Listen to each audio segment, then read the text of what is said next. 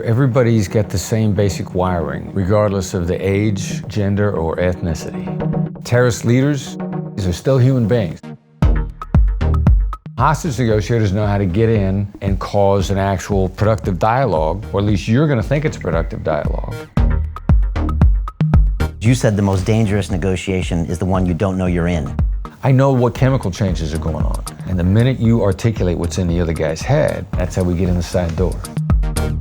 Nobody in my company tries to get anybody to say yes. I'm going to get you to say no because I know you're going to react differently. You instantly begin to think about how to make something work. Everybody you talk to could help you if they felt like it. We prosecuted Muslim terrorists in civilian court. Nobody got killed, nothing blew up, and the vast majority of our witnesses were Muslims who were testifying voluntarily against other Muslims. So how do we do that? By seeing things from their point of view. Don't be in such a hurry to lay out your case. Be in a hurry to hear the other side out. Then you begin to connect with people on a human level. We said the goal of the negotiation is not to get the other side to say yes. The goal of the negotiation is to get the other side to go, that's right.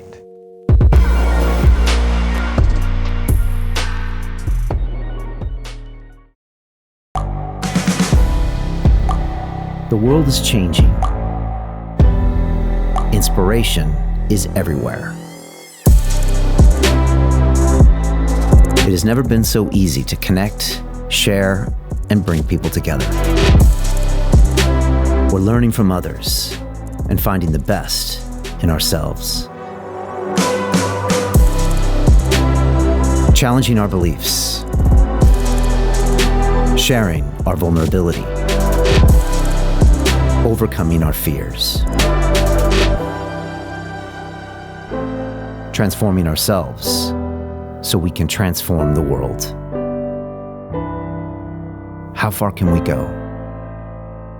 This is London Real. I am Brian Rose. My guest today is...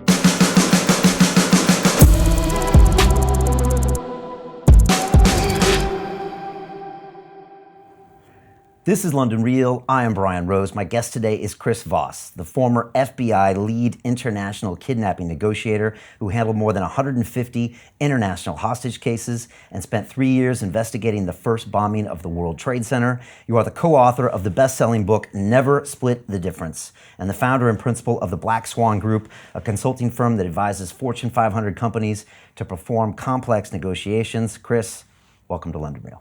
Thank you, Brian. I'm happy to be here. I like how your socks almost match my book, too. Was that on purpose? It's not on purpose, but I'm glad you noticed. You know, I want to know, what's it like to be in London? And, you know, are there any negotiators from British times that you might admire that are from this country? And what's it like being here? Is it a different vibe socially? And would that affect negotiations differently? Because I know you're doing some consulting while you're here. No, you know, we drive at human nature stuff. So everybody's got the same basic wiring in their, what our neuroscience brothers and psychologists would call the limbic system. And it's an awful, the analogy I like to use all the time is it's like the respiratory system. Everybody's got a respiratory system that operates on the same rules. Everybody's got a limbic system. The emotional system operates on the same rules. The other thing that's kind of interesting about it is, if I asked you if you could control your breath, you'd say, all right, you know, I'll hold my breath. And you can control your emotions for about the same amount of time. You can tell yourself to calm, if you're upset, you can tell yourself, calm down, calm down. And that'll last for as long as you can hold your breath. And then your emotions kick right back in. And hostage negotiator, I just know how to get in there and massage that occasionally. Okay. So we're all humans, basically. We all behave kind of the same way in the same patterns. Regardless of the age, gender, or ethnicity. Okay. And you're teaching businessmen here. But is a businessman any different from a kidnapper or a bank robber or a gang member when it comes to negotiations? Businessmen get upset more. They're more emotional than the terrorists are. Why is that? You know, it's kind of crazy, but it's actually really true. Business people have more stories of getting screamed at and people getting upset because both sides are sort of on raw emotion. You put somebody in the middle of that can dial somebody's emotions up or down right away, you're not going to get upset with me. And so hostage negotiators know how to get in and cause an actual productive dialogue, or at least you're going to think it's a productive dialogue, immediately you're going to feel listened to. People yell because they don't feel like they're being heard. Like, my first job is to make you feel like you're being heard, so you're going to stop yelling. When people yell and swear, is that because they don't have power? Is that kind of a sign of weakness sometimes? Like, when I see parents yelling at their kids, it's almost a sign that they're not in control sometimes. Yeah, well, it's all fear. It's all fear-based. They're afraid of something, one way or another. You know, a parent yells at their child. It's more they're afraid that their child's going to be on the wrong track, and they got a vision in their head of disaster. If this child keeps this behavior up, you know, you're not going to learn. You're not going to be educated. You're not going to get a college degree. You're not going to do this. You're not going to do that. The human brain is wired to be overly negative. Okay. And so one way or another, that's what causes this. Or if I yell at you, it's not because I feel powerless, but because I feel urgency. And it's something as silly as if you start yelling at me, the first thing I might say is, it sounds like this is really important. Well, that was the first message you were trying to get across, right, that I needed to understand it was important. So you'll immediately calm down. Okay, gotcha. Nice. All right, and I know we're going to go through some techniques and some things that people can use in their everyday lives, because you said the most dangerous negotiation is the one you don't know you're in. Right. And we're in negotiations all the time that we're not aware of, right? Yeah. I know I'm definitely in negotiations with a lot of people at times that they're not aware of. And so I want to talk about that. I want to hear about your history with bank robbers and kidnappers. But I wanted to kick off and talk about... Bank robbers. We got to talk about my in-laws? Oh yeah, we'll talk about them too, right? And kids as well, right? Probably tougher. I wanted to kick off and talk about Trump with Kim Jong-un in North Korea. I know you wrote an article about that, but I wondered if you could just break down what you see as the negotiation tactics between those two gentlemen, even over the past year. And I know you wrote an article about it, and maybe you can even say what you see as with Trump as a negotiator. Again, we've never really had an American president that was kind of a businessman first, so it's a different angle, different priorities, different unknown unknowns as you talk about. What did you see him doing, successfully or unsuccessfully? Well, yeah, I was a little surprised initially, at all the name calling early on, and the fact that it ended up in such a good place. Okay, so he called him Rocket Man, and Kim called him kind of irrational and stuff. That surprised you? That didn't seem like a tactic? That it ended up in such a great place. Okay. But then, now that we're looking at it, I mean, both of these guys are sort of the classic aggressive negotiator. Okay. The world kind of splits into three types. One of them is a natural-born aggressive/assertive. That happens to be my default type. Okay, aggressive assertive is one type. Right. And the other two are? Well, it's fight, flight, make friends. The caveman response to threat was if the caveman saw something and he didn't know what it was, he's either going to fight it, he's going to run from it, he's going to try to make friends with it. Those were the three cavemen that survived. Okay. That's how our emotions are wired. And those are the three kind of types of negotiators Three as types well? of negotiators. Okay. And Fight, flight, although... Some would say fight, flight, mate. Right. But we fight, flight, make friends. Okay. And Trump's a fight guy. I'm a fight guy. That's my natural born type. The other thing too is the world splits pretty evenly into thirds. No matter whether you're Asian, whether you're African, whether you're a Latino, wherever you're from, the world splits pretty much evenly into thirds. We've seen it enough, we've tested it enough that we're pretty satisfied with that. Okay. Is it most likely that two people involved in a high-level negotiation won't be the flight type, or it could be the flight type? If the world breaks evenly into thirds, then only one out of three times is your counterpart going to be the same as you. In government, most are not fighters. Heads of government, most of them are make friends or flight. Analysts, very analytical. They see conflict as something to be avoided. Even our leaders? Most government leaders are avoiders. They got there by compromise. They're thinking about their career, their image, long-term things. Right. Okay. So it's already rare that we got a president that's the aggressive one. That's an aggressive, yeah. Okay. We've had a few in the past, but not with the same extent. I mean, Ronald Reagan was a fight guy. Right. But more Teddy passive. Roosevelt, fight guy. Speak softly, carry a big stick. If you're talking about carrying a big stick, you're a fight guy. Okay. All right, so watching these two behave, it started off with the name calling, then we had kind of a meeting that was on, then it was off, then it was on. You saw the way they behaved with each other, and then you saw the way they both concluded it afterwards. What are some of the elements you see there in negotiation? Well, not just the elements in this negotiation, but it's also a preview of the future in a number of different ways. They got into details right away. I mean, I think both sides realized that if I let this get too far out of control, if I let the other side start to backtrack and renege on promises or not follow through, this is going to go bad and I'm going to look stupid. Right. And I saw President Trump and his crew, his team of core advisors around him, Mike Pompeo, the other people that I think he's listening to on this. I think Mike Pompeo is one of the main ones. They realized that this could go bad in a hurry, so they're not going to let it get an inch out of line. And that's why he initially said, this could go bad. If they don't follow through, we're not even going to go to Singapore. He's signaling the other side, look, don't backtrack. I'm not even going to show. And he also said, look, I'll know in the first few seconds that I'm there whether or not it's going to do any good. Okay. What he's signaling to the other side, like the minute we think this is going sideways, we're not going to let you make us look stupid.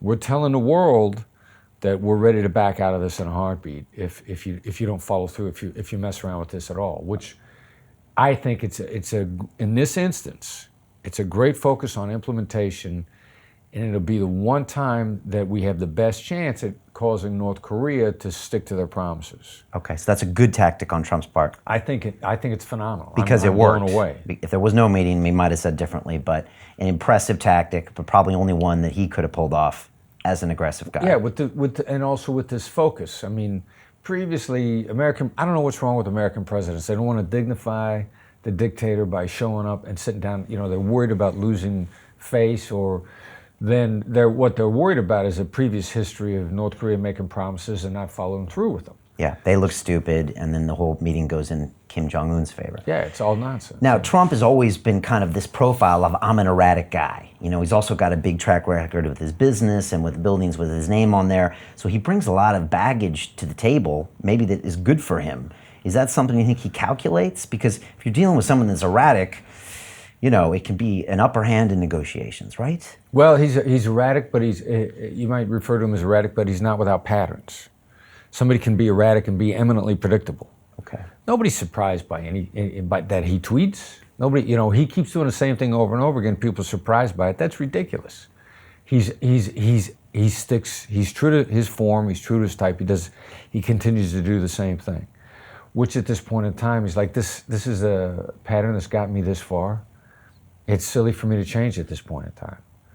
People wanted him to be a different guy as president of the United States. He's like, why do I change from my pattern of success up to now? That's just, in his thinking, that's silly. Yeah, and 2 years later, people are starting to think he's crazy like a fox. I mean, people are starting to admire what he can get done, even though no one agreed with or understood the politically incorrect tactics that he did it. But it's starting to look like there's a method to the madness. And yeah, exactly. And what he can get done, which the assertive negotiator has, and I did this myself, we don't burn bridges, we bomb them. So, explain that. Well, aggressive assertive negotiator will have a tendency to hit a few home runs in a given area, and then no one will talk to them anymore. And then at that point in time, they can't since nobody will talk to you anymore, you can't make deals anymore. Okay. Now, what the advantage he's got in a foreign policy realm, and my prediction is, North Korea isn't going to be the only success he's going to have in foreign policy, because he goes to North Korea, he takes this approach, and he starts beating people around. But there's two things that's different than any other American president. First is, he's willing to get in there himself. So the other side wants to talk to the American president, and they're going to cut a deal in North Korea. Now, the Iranians are seeing this, and they're thinking, if North Korea can cut a deal with Trump, I bet we can too. Now, the other added element that people tend to ignore is no American president tries to do anything in foreign policy-wise until the second half of their second term. And every other country in a volatile area on the planet knows this. Right. I was in Ramallah, where the government for the Palestinian organization is, in 2008, right after Obama got elected. And the leadership there said, oh God, we hate this because it's going to be 6 years before anybody tries to do anything in the Middle East, because no American president will touch a foreign policy issue till the second half of their second term. What did President Obama do? Didn't try to do anything foreign diplomatically until the second half of his second term. Right. By then the relationship with Israel had been poisoned to the point where they're like, where can we go? We got to go to Iran. And then an American president looks desperate, and the other side knows that all they got to do is wait till the last minute and the Americans will capitulate because the clock is running out on them. President Trump is not sticking around, and he's not putting himself under any deadlines because he's got plenty of time. Right. So these guys know the clock is not working against them, but they're very encouraged because he's got the backbone to go into foreign policy in a big way early in his administration, and no other American president has done that. And I think Iran, even the Palestinians, everybody's going to be encouraged by that. Interesting. What do you rate him as a negotiator from 1 to 10? Well, he's a prototype classic assertive. Right. But is he good? He's good at that. Okay. He's good at the deals that it requires a baseball bat to get the deal done. But eventually people get tired of getting hit with the baseball bat. Right. Which, interestingly enough, which publicly he's a baseball bat guy, but privately he sits down and suddenly he's buddies with people. That's what I hear. Suddenly he's chums with Kim Jong-un. Yeah. He's a nice guy. I like him. We had a good time with him. I really He probably enjoyed it. genuinely means that, right? I think he does. I think he does too. You said in the book that someone's 6 times more likely to make a deal with someone if they like that person. Likeable is a huge. You don't have to change your position. Isn't that And crazy? You get a lot more by being likable. I mean, that's crazy. I mean, it's a crazy thing to know it's that much, because technically you'd think that him would be thinking about a deal for the country, for the next 100 years, maybe even for economics. But the last thing he'd be thinking is a personal relationship with Trump, because the max that'll be is 6 years. And yet it has such a bearing because we're emotional creatures, right? Right. That's why you're still in business, because you're teaching people how to tap into that, right? Yeah. We're an analytic society, we know the numbers work, but when it Right. comes to negotiations, that goes out the window.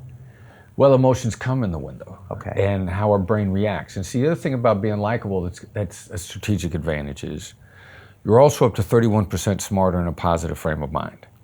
So if I'm likable, you're going to be in a better mood. And not only will you think of better ideas in our negotiation, you'll also be more inclined to put them on the table for me because you were smarter and you like me. So I'll be we're smarter gonna because I'm make in a a better better mood. deal. What's that? I'll be smarter because I'm in a better mood. Will, if I smile at you, Okay. So I hit your mirror neurons. It's an involuntary response. There's a chemical change in your brain, and your brain capacity actually increases. it just worked when you smiled at me. All right. So you're seeing some things now. The fascinating thing is when they finished, and you talk about this in the book as well, this concept of unknown unknowns. So when people go into a deal together and say it's something that's ultra simple, like I'm going to buy something at a store and the price is this and the product is this, and you think there's nothing else to negotiate about, when in fact there's all of this unknown territory that people can cut deals here and there, and people can walk out extremely satisfied even if they paid double, or extremely unsatisfied even if they sold the product. Kim wants to go back and said, I did this, and Trump wants to go back and I did this. But talk to me about this concept of these unknown unknowns, because they're motivated by different things, right? Right. Well, and it's really the unknown unknowns are the overlap of the unknowns. Now, what the hell am I talking about when I say that? Yeah. You're hiding cards. Every negotiation, I walk to the table, I get stuff I'm not telling you. Every negotiation. Every negotiation. Even with me and my kid trying to get him to go to bed. Right. Right. Right. There's stuff that you're thinking about that's valuable to you. Right. And same with him, the kid. Everybody. Yeah. Right. So I'm thinking that the last thing I want him to do is bang his head on the ground until it bleeds. So he's got a card on me. And then maybe he's thinking, if Dad could just let me watch the movie and go to bed, then I'd be happy to go to bed. And so we both have these maybe unknown areas, I don't know if I'm explaining that right, where if we knew that, we might be able to have power over one another or come to a better deal. Well, you're always thinking about what's coming in the future, too. Okay. Like, you want your kid to go to bed because you want your kid to study, you want your kid to be healthy, maybe you want your kid to play sports. Maybe you have a vision for where your kid's life is going. Your kid's got another vision, but there's stuff in there there's an overlap of a kid likes sports. Kid wants to be happy. Kid wants things. Maybe the kid wants things in his life that he's already thinking about. As a little kid, he's imagined being an astronaut. Who knows what's in their head? But you want to know what's in their head because everybody's got something where they feel their life is going. What's the future look like? What do I hope for? What do I want to have fun doing? Okay, so you play about future expectations for both parties. And then we work our way back. Okay, not necessarily the present kind of short-term wins. You're talking about kind of the future. Yeah, why do you want your kid to get a good night's sleep? Yeah. guess it is. Because how it affects the rest of how it affects this week, how it affects their schoolwork, how it affects their life, how it affects how they interact with the other kids, how they socialize. I mean, you're always thinking about where's this going, what's going to happen, how is my future being built, whether it's you or your kid. Okay. So knowing that, when I go into a negotiation with anybody, how can I maximize that knowledge, whether it's about me or the other person involved? This Well, unknown. I'm gonna try to tease out what's in your head about your future. Okay. You know, and then I need to know what you see in your head and where you see things are going. Okay. And I can't change that until I know what it is. And we've always got an overly negative view because that's the way we're wired. We can't help ourselves. And Daniel Kahneman won the Nobel Peace Prize in behavioral economics for pointing this out to the world, that we're overly negative. And how does that manifest itself? Loss things twice as much as gain. If I take $5 from you, it's going to hurt twice as much as if I give you $5. Right. Okay. And in business, 70% of buy decisions are made to avoid loss. But most businesses, I'm pitching your gain. Here's how this is going to benefit you. Here's how you're going to be better off.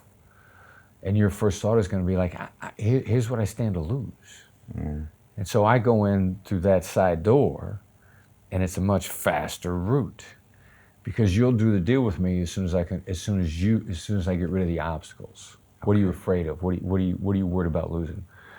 We're talking to an energy company in Texas just a couple weeks ago. They're talking about, and as crazy as it is, they're still discovering new oil fields in Texas. One of the last big oil fields they discovered there was in 2008. I would have thought they stopped discovering oil in Texas 50 years ago. But 2008, one of the biggest oil fields they ever found in Texas. What does that mean? That means they're still buying land from Texas landowners. And this Texas landowner is not selling this oil company the rights to his land. And they're following this guy around. They're waiting for him in the gym. I mean, they're trying to show him that they can be trusted. What does that mean? They're trying to overcome mistrust. But they're pitching him with how much money he's going to make every step of the way, which is what every other oil company pitches a guy. And they were just hung around long enough that finally he got the message that they weren't a fly-by-night operation and that he could trust them, and they cut the deal. But now that they know taking my approach, instead of taking 6 months to get past his mistrust, we can get him past that mistrust in a week. How? By saying right off the bat, you know what? We probably seem like everybody else that's pitching you these get-rich schemes. And from your position, we got to be hard to trust because we look like everybody else. Because that's exactly what he's saying in his head. Right. And the minute you articulate what's in the other guy's head, then all of a sudden they go like, something about you I like. I don't know what it is. And that's how we get in the side door. Right. I think you say if you try to call out a negative that's not there, you won't plant it, which is I think you're saying there. But if you try to deny a negative that's not there, then you plant that thing. The 2 millimeter shift. And it's crazy because everybody's used to denying negatives. Because that oil guy, if we hadn't taught him, he might have said, you know what, I don't want us to look like everybody else. I don't want you to think that we're like every other salesperson. Right. And that's when the guy goes, you're denying it. You must be like them. Right. Otherwise you wouldn't deny it. The gut reaction is you deny what you're afraid of. But when you say, we probably look like everybody else, then now suddenly I look accountable to you. I look honest. I look fearless to you. What's the next statement after you say that? We probably look like this big oil company that wants to come in and muscle you over and squeeze you out of a good deal. What's the next line after that? Well, then it's a little bit of a dance at that point. Right. And my next line is this. I got to shut up. I got to read you. I got to let you react. You're going to tell me one or two things.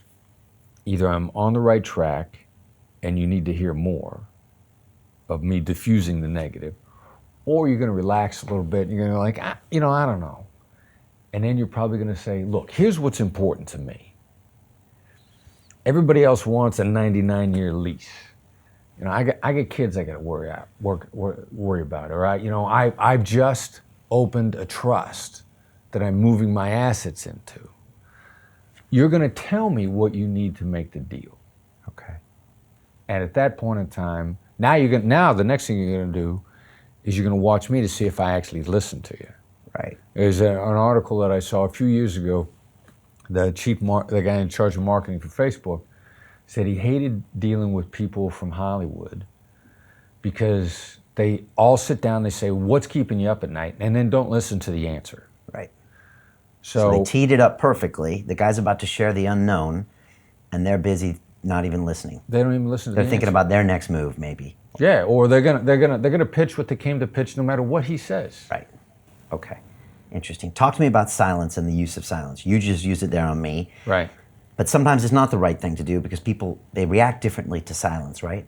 Well, yeah, we got to watch how we react to silence. Like some relationship-oriented people, they signal anger by giving somebody the silent treatment. So they will misinterpret silence, and they will say silence. The other side's mad. They're upset. I got to talk. When in fact the other side might be trying to think. So silence is a dynamic. In order for it to be effective, hence the term effective pause, you got to read the other side in the moment. And so I'll shut up, and you're gonna give me massive amounts of information as to how you're reacting. I'm either gonna see a contemplative look on your face, I'm gonna see a go on look on your face, or there's some people that are really good at holding their face but can't hold their hands. And we see the highly analytical people will keep a complete stone face, and their hands or their feet will start to move. Okay. What's the biggest tell for men? Well, tell is context. Okay. And that's why I need to talk to you long enough to know the context. And what am I talking about there? What I'm really looking for is the way a polygraph works is it's not trying to pick up your tells, it's trying to establish your baseline. What do you look like when you're telling the truth? You're gonna lie 15 ways. You're gonna tell the truth one way. So my small talk is really designed to get your baseline on what you look like when you're telling the truth. What'd you have for breakfast today? What was your commute like in today? How many kids have you got? The stuff that the polygrapher asks you a bunch of baseline questions. And then anytime you deviate from that, if I say, look, what's really important to you? And you're like, Does that mean breaking eye contact? breaking eye contact, looking in a different direction, chances are you've probably got at least 4 different ways that you signal discomfort. Lying is just a means of discomfort. Now, if I get a tell out of you, the other thing I got to do is not go, aha! But what I really got to do That'll is I'll ruin the say, negotiation or let me know you know. It just makes everybody uncomfortable. it makes everybody uncomfortable. Okay. But I'll say, seems like something's bothering you. And then you'll tell me. But it's probably going to be hands related, moving feet or legs, looking away. I mean, there will be some basics. Right. Right. And we were with a construction company yesterday, and one of their highly analytical guys, his signal is just that his eyebrows come up. Now, when his eyebrows came up, one of the other people in the training misinterpreted that he was insulted because we were talking about his particular type and their reaction. And his eyebrows came up, and the other type said, what about that bothered you? Because he thought he was insulted. And he just kind of went, I don't know. And then I came back and I said, seems like you're uncomfortable. And he said, really, I was just really thinking about this. As somebody told me before, this was one of my big issues. Now, there was 2 completely different responses there. And I knew somebody asked him a question, he gave a very guarded answer. Now, we need to gather information. I didn't ask him a question. I said, it seems like that made you think about something. It seems like that bothered you. And then, boom, floodgates of truth-telling are opened up by my observation. Because a question put him on guard, where my observation of his reaction sort of bypassed the prefrontal cortex, went in the side door again, and suddenly it's like, well, what he wasn't insulted by was he found it intriguing because he'd gotten some coaching feedback that was one of his issues and he was trying to fix it. And it had been called out in the conversation, and instead of being offended by it, he was actually reacting very positively. So you also have to be concerned about what your interpretation of their tells are. They might be lying. They might be reacting really positively. You got to pull out of them what's going on behind their head without automatically assuming that it meant he was uncomfortable and that was a negative thing. He actually really appreciated the observation. Okay. So you got to stay with people in a way that you don't go ah, Right. because then it drives them back. Are all negotiations really therapy? Yeah, if you're a great negotiator, because the other side is going to want to talk to you even more. They're going to want to be honest with you. They're going to want to tell you what their unknowns are. They're going to want to tell you, if you're going to want to tell me what you're hiding, it's kind of got to be a therapeutic experience. Right. And you're not going to. And just to be clear, I mean, it's in everyone's interest to kind of open up and show each other the cards? Or it's not like I'm going to get you and then I'm going to win, but it really, I mean, is it really in both parties' interest if they can discover each of their unknowns? Yeah, because it depends upon whether or not you take yourself hostage. But first of all, the best deal possible, we both got to show our cards, because we never know how those cards overlap. And we'll never get to the best deal we could possibly make unless we open up. Now, maybe we'll make some acceptable deals. Maybe we'll make survivable deals. But without opening up, we cannot maximize the opportunity. And then that requires trust.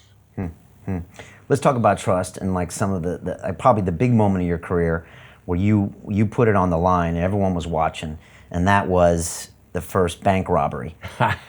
So tell me about that situation. Tell me about bank robberies in general. Actually, you know, in the book you kind of talk about the history of negotiations, but I think it's more negotiations in a real-time audio medium, right? When we're talking about what happened in the 70s, and I think that's really interesting because, you know, negotiations have been going on since the time of Genghis Khan, I'm guessing. They would send someone in. I even think in the Iliad, like they're sending people into the gates and they negotiate, but this whole concept of a real-time, on-the-phone negotiation is new, and that's kind of what you specialized in originally.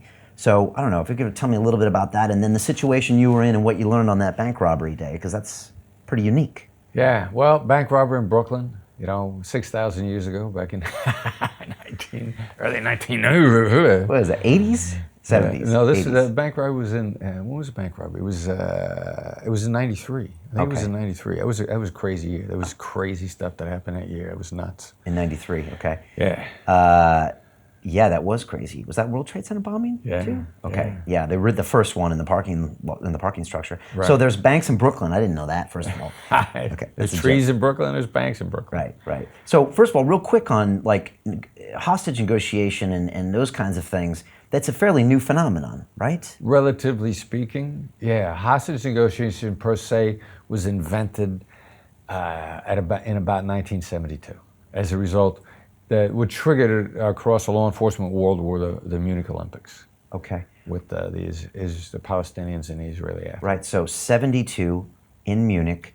As I remember, there's a great movie called One Day in September. One Day in September. Yeah, and so as I remember, the Germans were they didn't want to project a lot of force at that event, and they didn't want to look like a police state for the hangover from World War II. Right. So they probably were a little bit lax, and then it was the Israeli wrestling team or something that got... Israeli athletes, a number of them were wrestlers. Right, okay, and taken hostage. Weightlifters. And then on top of all that, the Olympics was going on. There's news crews everywhere, real-time video feeds. It's insane. It's insane. And so that's like one of the first times where there's this real-time multimedia kind of negotiation process. Right. And that's a phenomenal, if you're into terrorism, and great insight into the Palestinians also, because they interview the surviving Black September terrorist.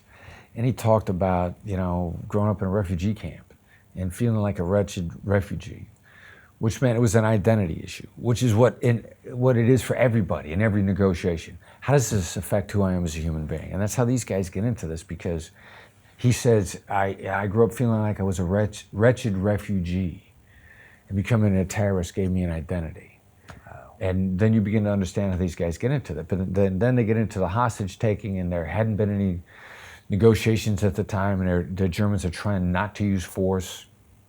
And it was just one train wreck after another, and resulting in just a horrific incident that the German authorities almost pulled it off. With a little bit of command and control, they would have pulled off the rescue at the airport. But their command and control fell apart, and their discipline of their assaulters. They had some police officers that were waiting on one of the jets that the Palestinians were supposed to board to leave Munich. And at the last minute, the assault team on the jet took a vote to abandon their posts. I mean, it's insane. They might have pulled it off if those guys hadn't abandoned their posts. Knowing what you know now about both sides, how would you have negotiated that? I mean, again, if you already know that information about these Palestinian guys, I mean, that can be a very powerful unknown. Absolutely. And they're also, I think people forget, and maybe you can talk about this too, is that they're in a situation they didn't necessarily design. They sure as hell didn't emotionally prepare for what's happening, and let alone in the first minute, let alone 30 minutes or days into it. I mean, this is all adrenaline, madness. They're probably scared. Yep. They're reverting to being humans in the midst of this. It's the interesting thing in the study of terrorism over the years.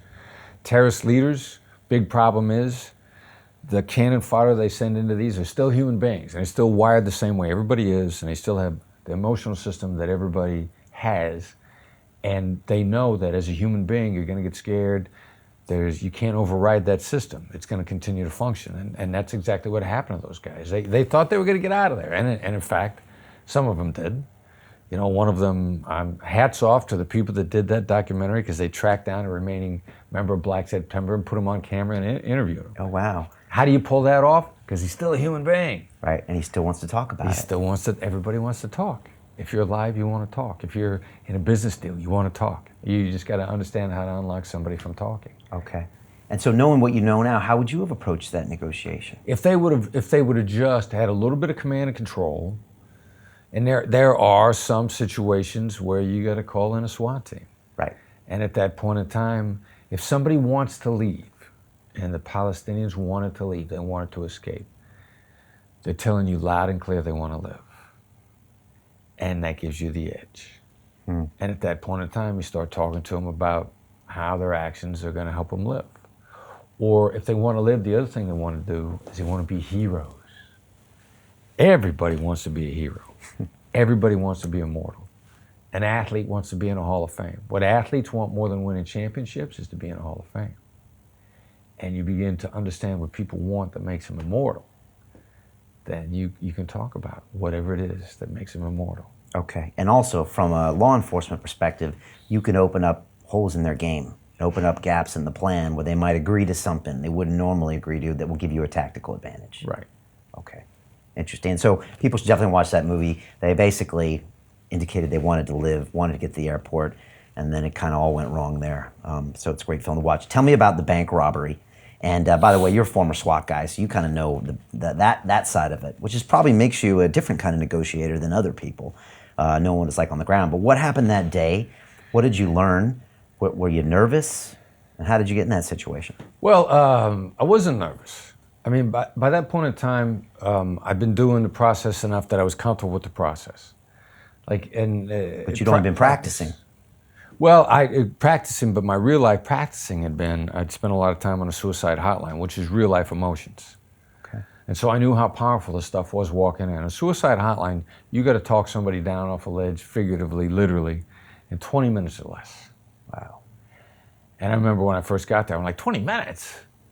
How's that going to work? You know, on TV, they're on the phone for hours. I said, no, if you do this right, you'll be done in 20 minutes or less. And it was true. And that's why, you know, our analogy in business, the application of this stuff saves time. I mean, I had one of my students say this, you know, tactical empathy saves time. So we get to the bank.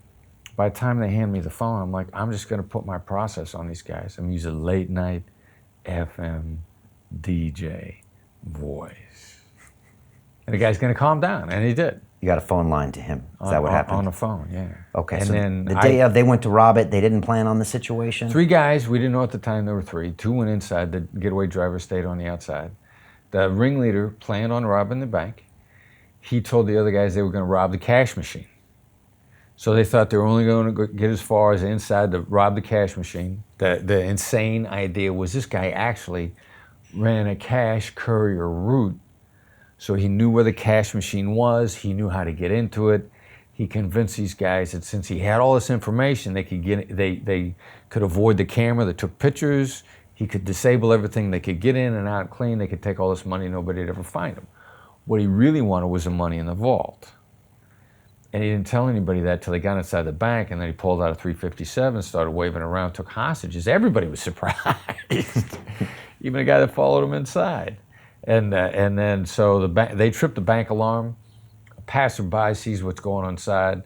The getaway driver on the outside was kind of like, feet don't fail me now. He got out of there immediately. We show up at the bank. We get the bank surrounded. The guy on the inside is actually the classic CEO negotiator. Classic CEO negotiator pretends like he's powerless. Use nothing but plural pronouns. Example of that would be? He said, there are all these other guys in here. I got all these other decision makers. I don't have any power. This bank robber said, I'm scared of the other guys. I'm going to have to get off the phone because they're going to catch me on the phone with you. And then he'd get off the phone. He was completely in charge. A business, the most influential negotiator in the negotiation team on the other side, if he comes to the table, he's going to say, we got all these people in my company that I'm accountable to. Okay. I'm only the spokesperson. But I've got a board I got to talk to. I've got all these people who just completely constrain me. Okay, that's not Trump style. But that is not Trump style. Right, but that's the guy who's hiding his power. Okay, because he is powerful. Because he's the last word. If a decision maker comes to the table, they're very cautious about how they come to the table. The analogy with Trump was, although he looks like the decision maker, look how cautiously he approached Singapore once the deal was set. He cautiously said, I'm going to know inside the first minute whether or not this is a legitimate negotiation. I'm going to know if this is going sideways. Then he had people signaling this for him. He had all these people in what we call hardwire control. He knew the conversations that were going on in advance. He had all those people in advance saying, if this goes sideways, we are out of here the minute we smell it. And that's how he maintained control to keep himself from getting backed into a corner. And of course, what's he end up doing? He goes and he makes all these pitches. He shows them a video, Movie. Which evidently appealed to the counterpart. Interesting, huh? And then also he made it a point probably to get out of there as quickly as he could. Okay. To leave the details to his guys. How long did he stay? I mean, like headlines, Trump's out early. Yeah. He's letting people know that he's extremely worried about implementation, and he got away from the table as quickly as he could so that he couldn't get backed into a corner at the table. So having tactical control of your team is just as important as you being on message as well. Yeah, exactly. Very, very good. And as much as tactical control is, you don't want your people saying stupid things. Right. Loose lips sink ships. Or you don't want somebody on your side going like, you know what? He's really worried about this. So if you come in on this angle, we can make this deal. And that actually happens in business all the time. Leaders are like, why did you tell them that? You revealed stuff that I wasn't ready, not that I would never reveal it, but I wasn't ready for you to reveal it now. And that's actually defections on your side when your people become impatient are one of the biggest problems. Okay, cool. Back to this bank, you're talking to this guy, he's implying that there's other people involved, he's not in power, not in control. Do you buy it right away or no? No, well, I didn't know that was the read at the time. I now know that that's a common tactic of a smart leader, to act powerless at the table. But I didn't know it at the time. Initially get him into a conversation, and he said something that surprised me so much. By accident, I reverted to a negotiation skill we refer to as a mirror, which he said, I asked him about a van. We figured we had the getaway van. He said, we got a van out here. And he said, you chased my driver away. And I was so startled by that, I went back to my training and I just said, we chased your driver away. And he said, yeah, well, when he saw the police, he cut and run. I said, he cut and run? He said, yeah, the guy's, he left. I said, well, what about the van? He said, we only have one van. I said, you only have one van? He said, we have more than one van.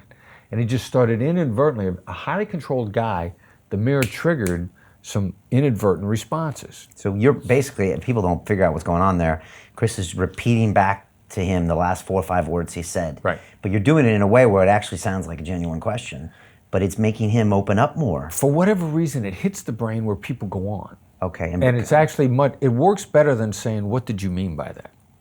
Like at this point in time, I never ask anybody, what did you mean by that? I'll just repeat the words I'm not clear on, and they'll go, yeah, well, this is... To continue watching the rest of the episode for free, visit our website londonreal.tv or click the link in the description below.